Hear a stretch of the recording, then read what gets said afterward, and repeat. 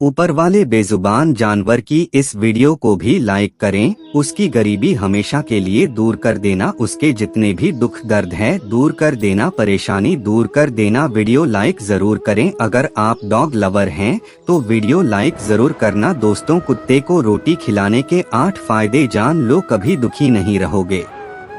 दर्शक बंधुओं, आज की कहानी आपको सोचने पर मजबूर कर देगी। इस कहानी में मैं कुत्ते के बारे में बता रहा हूँ। अक्सर हम कई मौकों पर कुत्तों का नाम लेकर मिसाल दिया करते हैं। किसी को गाली देते हैं तो कुत्ते का नाम जुबान पर आता है।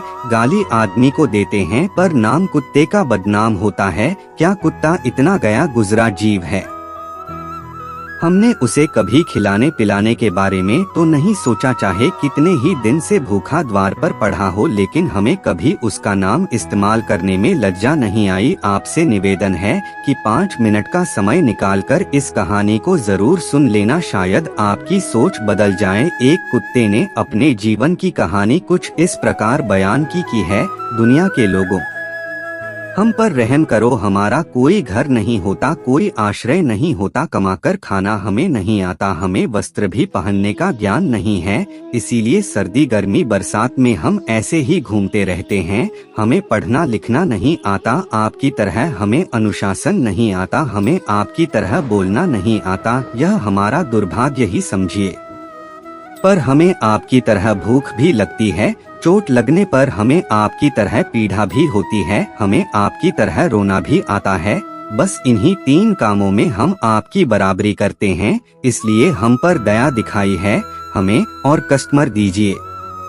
ईश्वर ने तो हमें वैसे भी कष्ट देकर ही भेजा है, ऊपर से आप लोग हमें परेशान करते हैं। हम आपकी तरह मनुष्य नहीं हैं, हम पराधीन जीव हैं। जब हमारा जन्म हुआ उस समय हमारे आँख कान बंद थे, कह नहीं सकते कि उस समय आपके जन्म पर जैसे नाच गान होता है, बाजे बजते हैं, खुशी मनाई जाती है, हमारे जन्म पर भी यह सब हुआ हो। हमारे जन्म पर किसने खुशी मनाई होगी? हम जिस बिछौने पर थे वो रोज की भांति नरम तो था, सर्दी बिल्कुल नहीं लगती थी। मैं मन में सोच रहा था कि किसी बड़े घर में पैदा हुआ हो, लेकिन जब हमारी आंख खुली तो मैंने देखा कि हमारी माँ, जिसे आप लोग कुतिया बोलते हो, वह अपने 4 बच्चों को छाती से चिपकाकर एक भार की राख में पड़ी थी। हम 4 भाई थे, बाकी 3 भाई तो लाल और भूरे रंग के थे। मैं अकेला काला था, सबसे छोटा मैं ही था, इसीलिए कमजोर भी था। मेरी माँ हम लोगों के पास जब तब आती थी क्योंकि उसे भी अपने भोजन की व्यवस्था करनी पड़ती थी। यदि वह न खाती तो हमें दूध कहाँ से पिलाती उसे, पर हम 4 निर्भर थे। वो बेचारी अपने भोजन के लिए इधर उधर दौड़ती रहती थी, कभी भोजन मिल भी जाता था, कभी नहीं मिलता था, लेकिन वह हमेशा हम चारों का बड़ा ख्याल रखती थी। आखिर माँ जो थी वो रात रात भर जागकर गांव की रखवाली करती थी। मजाल क्या जो अनजान आदमी बुरी नीयत से गांव की ओर भी जाग जाए। दूसरे गांव के कुत्ते भी हमारी माँ के डर से गांव में नहीं आते थे। गांव के किसी किसान के खेत में कोई साथ या नील गाय फसल खाने आती तो हमारी माँ उसे दौड़ा कर भगा देते। गांव वालों के लिए इतना सब करने के बाद भी कोई हमारी माँ को स्वेच्छा से भोजन नहीं देता था, उसके लिए उसे मजबूर होकर छीना झपटी करनी पड़ती थी। बार तो लोग उसे लाठी डंडों से पीटकर भगा देते। बेचारी उस दिन भूखी रहकर पेट की आग से जलती रहती थी। आखिर भूख तो हमें आपकी ही तरह लगती है, ऊपर से उसे अपने 4 बच्चों की चिंता लगी रहती थी।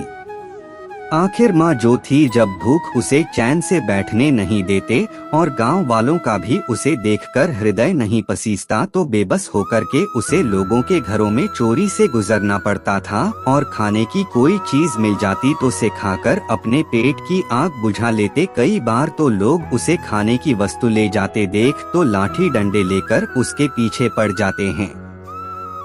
कुछ निर्दयी लोग तो कई बार उसे घर के अंदर बंद करके पीते थे, हमारी माँ का बुरा हाल कर देते थे। क्या बिगाड़ा था उसने? सिर्फ अपने पेट के लिए भोजन ही तो चुराया था। चोरी करने का हमें कोई शौक नहीं है, पर पापी पेट हमें ये सब करने के लिए मजबूर कर देता है।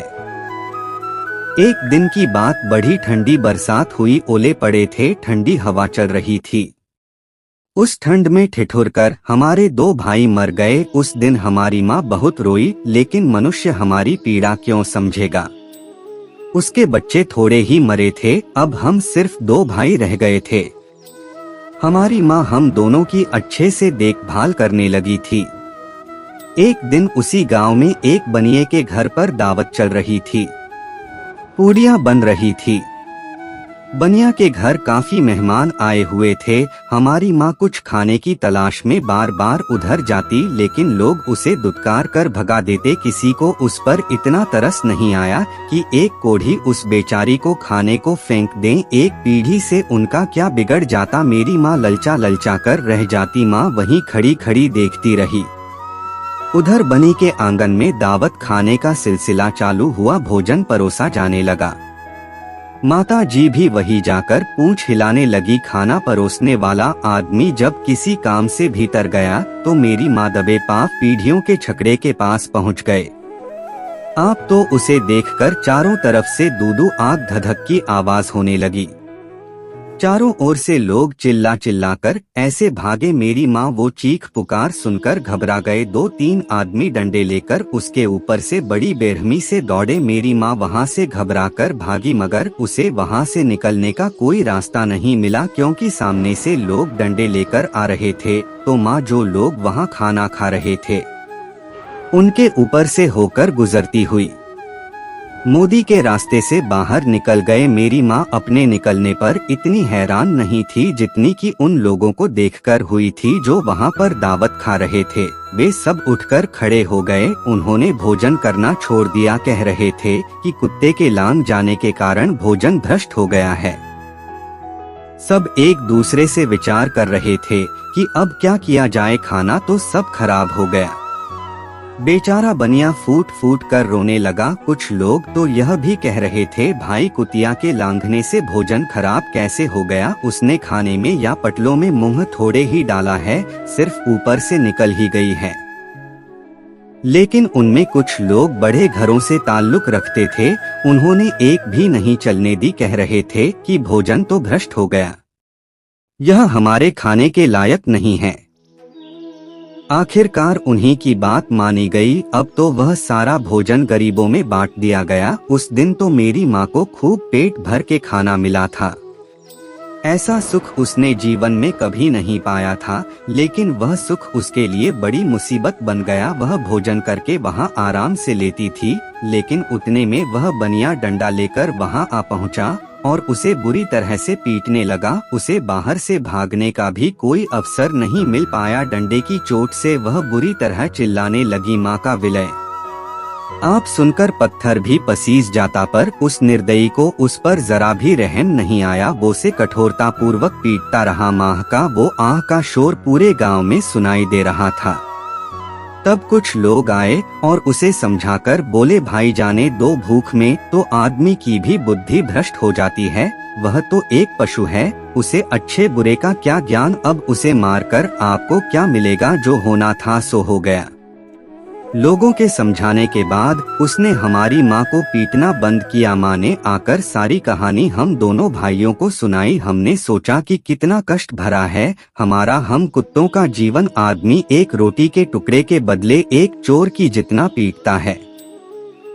कार है ऐसे लोगों पर जो हम लोगों की पीड़ा को नहीं समझते। एक दिन की बात और बताओ, गांव में एक बाहर का मुसाफिर आकर ठहरा हुआ था। उसने अपने भोजन के लिए एक जगह चूल्हा बनाया था और उस पर दाल बनने के लिए रख दें। उसके बाद आटा गूंथ कर रख दिया। वो वहीं पास में कुएं पर पानी लेने चला गया। इधर कहीं से मेरी माँ भी घूमती हुई वहीं पहुँच गई। उसने गुथे हुए आटे को रखा देखा तो सोचा कि शायद इस आटे का कोई मालिक नहीं है।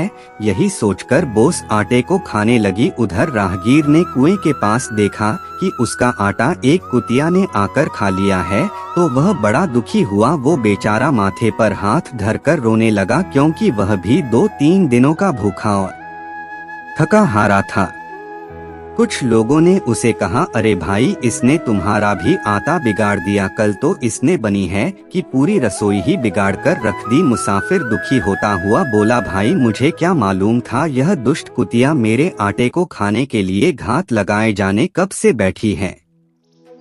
मुसाफिर ने आव देखा ना ताव लाठी लेकर कुटिया के ऊपर टूट पड़ा। माँ उस आटे को ठीक से खा भी नहीं पाई थी, पर उससे ज्यादा की उस पर लाठी बरस कई महीनों तक मेरी माँ लंगड़ाते हुए घूमती रही। तब उस दिन समझ में आया कि आदमी कितना खुदगर्ज है। हम उसका कोई कार्य करते हैं तो भी वह हमें नहीं समझता। हमारी कमी यह है कि हम उन्हीं मतलबी इंसानों के अधीन रहना चाहते हैं जो हमें कष्ट देता है।